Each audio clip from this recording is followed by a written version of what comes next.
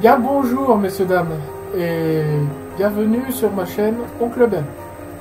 Alors aujourd'hui un épisode un peu particulier puisque c'est un épisode coup de gueule, hein, carrément, et que je me voyais dans l'obligation de vous en parler puisque c'est un problème de plus en plus récurrent, que ce soit au niveau des jeunes, surtout des jeunes, mais aussi des personnes âgées.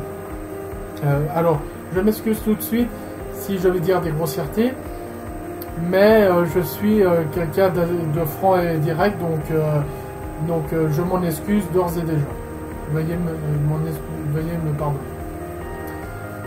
Donc, alors, pourquoi cet épisode-là? Ben, tout simplement parce que ce matin, j'ai eu un message d'un de mes amis qui avait fait un entretien de motivation dans une PME d'environ une centaine de salariés, qui s'était très bien passé, visite de l'entreprise, 2 heures d'entretien au tout, hein, donc l'entretien plus la visite, et ça s'était superbement bien passé.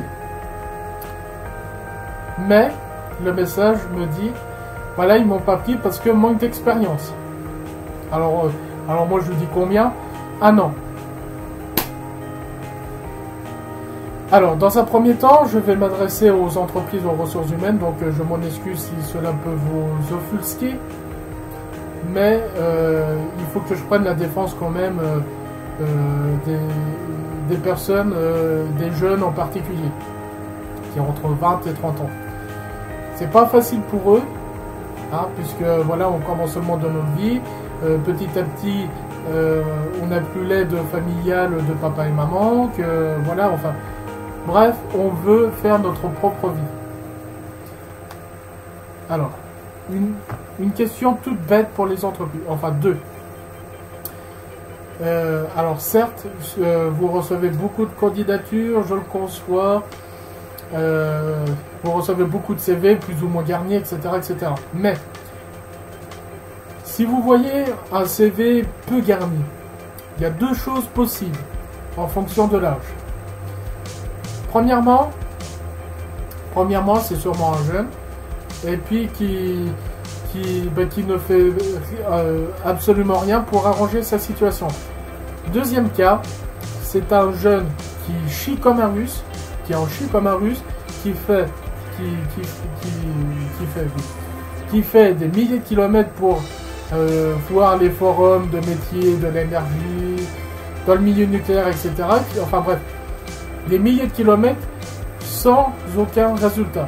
Alors, il y a peut-être des problèmes sous-jacents, je le conçois, mais sur un CV peu garni,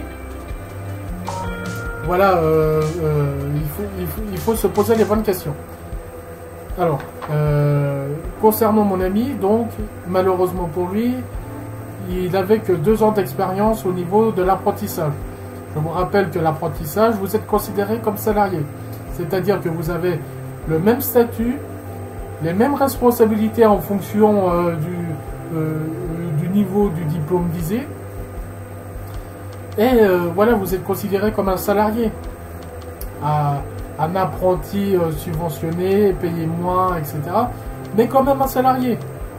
Et croyez-vous pas que si jamais, comme si c'était le cas pour moi comme pour mon ami, si jamais on a une lettre de recommandation, croyez-vous pas que ça veut dire quelque chose?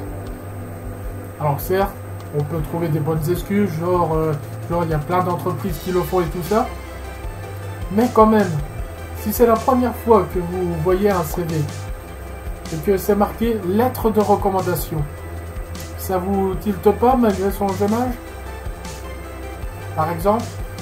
Ou bien il n'y a pas trop d'expérience, mais dans cette expérience-là, il y a une lettre de recommandation et que c'est marqué assidu, ponctuel, capacité d'adaptation en fonction du travail et tout ça. Même si c'est une expérience de 3 ans et puis que vous en avez 2, pourquoi pas lui lancer, tenter sa chance? C'est ça que j'arrive pas à comprendre. Alors, voilà, c'est cette mentalité où que généralement pour les offres d'emploi, alors il faut que je vous en raconte une. C'est que je m'en souviens très bien, ça m'avait chagriné à ce moment-là.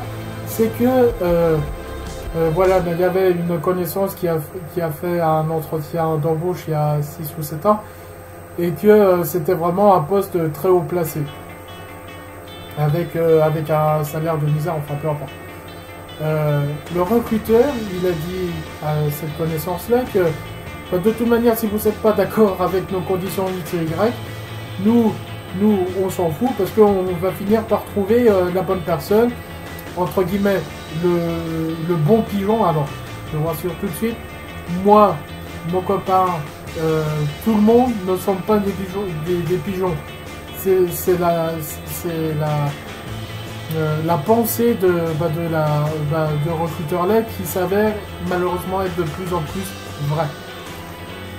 Donc je disais que si jamais vous n'êtes pas content de nos conditions X et Y, la porte est grande ouverte, hein, tout simplement. Et je crois même que c'était une grande entreprise dans la région et que je crois que c'était pas plus simple pour le SMIC sans avantage et tout ça. Oui, forcément. N'importe qui, mais si jamais il crève de faim, il va prendre le premier boulot là. Mais je trouve qu'il y a un manque total de respect en la personne de nous tous. Clairement, pour nous, concernant les entreprises, on est des numéros. Pour nous, on est des attributions. C'est ça qui est dommage. Encore une fois, que ce soit les entreprises ou les agences de recrutement, ou voire même le Pôle emploi, mais bon, le Pôle emploi, j'ose pas m'avancer trop parce que je ne sais pas. Mais en tout cas, les agences intérimaires et tout ça, si jamais ils voient un profil comme mon copain par exemple, qui en veut, qui a la niaque, qui en chie comme un russe et puis qui trouve rien, ils n'appuient pas leur candidature. C'est ça qui est dommage. À part quelques exceptions qui confirment la règle, et dans ce cas-là, si vous faites partie de ces personnes-là, je vous applaudis parce que c'est vraiment très rare. Et c'est ce que je ferai moi aussi pour aider la personne en difficulté. Mais voilà, on a un problème de mentalité basé que sur nous-mêmes, basé que sur le minimum, pardon, et que c'est chacun pour soi. Voilà. Tous les coups sont permis, quitte à destroyer ci ou ça. Alors, maintenant du point de vue de l'entreprise, et après je vais m'en arrêter là. Voilà. Alors d'un point de vue de l'entreprise, pour moi, si j'étais dans l'entreprise, une très grosse entreprise, bien entendu que je ne prendrais pas aucun risque. Pour plusieurs raisons. Le secret professionnel, c'est une grosse structure, il y a plus d'argent en jeu, etc., etc. Mais, si jamais cette même entreprise-là offre la possibilité de 2 offres d'emploi, voire même 4, pardon, dans le même service, moi ce que je ferais pour aider toutes les classes de transage, je favoriserais deux offres d'emploi pour les personnes proches de la retraite pour cotiser un minimum leur petite retraite, parce qu'il ne faut pas se leurrer, hein. Une retraite moyenne c'est 800 000 euros, pas plus, hein. Voilà, il faut viser la vitre que on vous tend à montrer. Et 2 offres d'emploi au niveau des jeunes sans expérience pour bien commencer, avec des personnes âgées qui eux apportent l'expérience et la connaissance entre guillemets de leur vécu, mais aussi les jeunes au niveau des connaissances pures et dures, surtout au niveau informatique, je pense. Je penserais particulièrement à ça. Bref, en revanche, si par exemple moi je crée ma petite entreprise du jour au lendemain, même si ce sont que des stages, si jamais ils font bien leur boulot, lettre de recommandation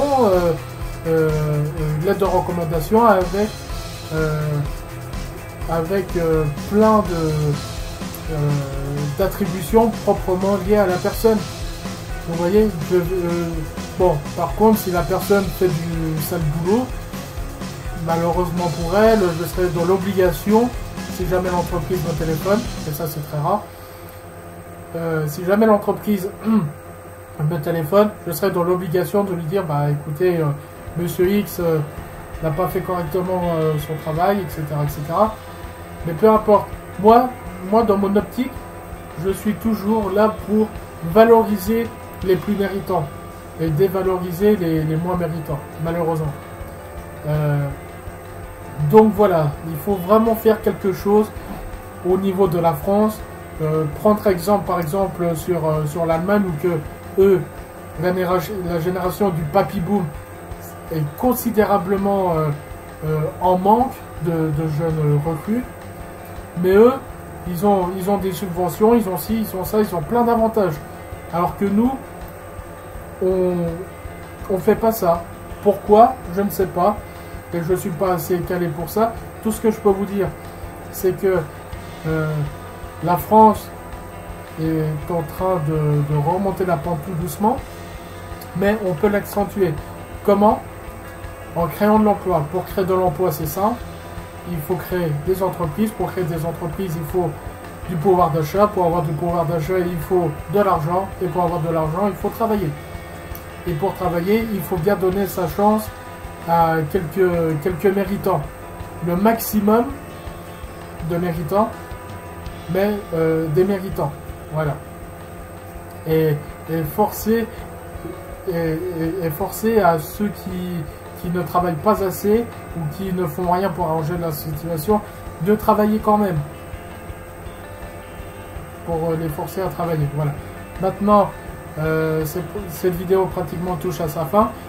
J'aurais juste une proposition à faire aux entreprises, c'est que si jamais vous avez la possibilité de nous regarder sur les réseaux sociaux, alors vous devez être capable de créer un outil pour trancher du méritant au déméritant. Comment? En cherchant ce que la personne fait. Alors, pas d'en rentrer dans la vie privée ou quoi que ce soit. Hein. Juste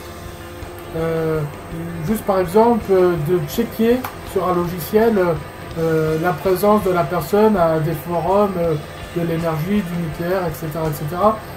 Au Pôle emploi d'être plus suivi, de checker les candidatures, comme ça, les responsables de recrutement auront peut-être la possibilité d'accéder à ce logiciel-là et de voir le haut du tableau, du bas du tableau. Tout simplement. Et je trouve que pour moi, déjà, on a une vraie justice au niveau de l'égalité des chances. Voilà. Donc, mon coup de gueule est terminé. J'espère que cela ne vous a pas trop, comment dire, choqué, ni même attristé ou quoi que ce soit. Mais il fallait que je vous en parle parce que ça me met hors de moi, cette situation-là. Et si personne n'en parle, alors j'en parlerai. Voilà, tout simplement. Voilà, donc cet épisode est terminé. J'espère que cela vous a bien plu. N'hésitez pas à mettre des commentaires et des pouces bleus si vous avez aimé. Et de partager ces informations-là que je viens de vous dire. Parce que il faut que le public doit savoir, ça fait partie de liberté, égalité, fraternité. Voilà. Sur ce, messieurs, dames, je vous souhaite à très bientôt et à la prochaine. Au revoir.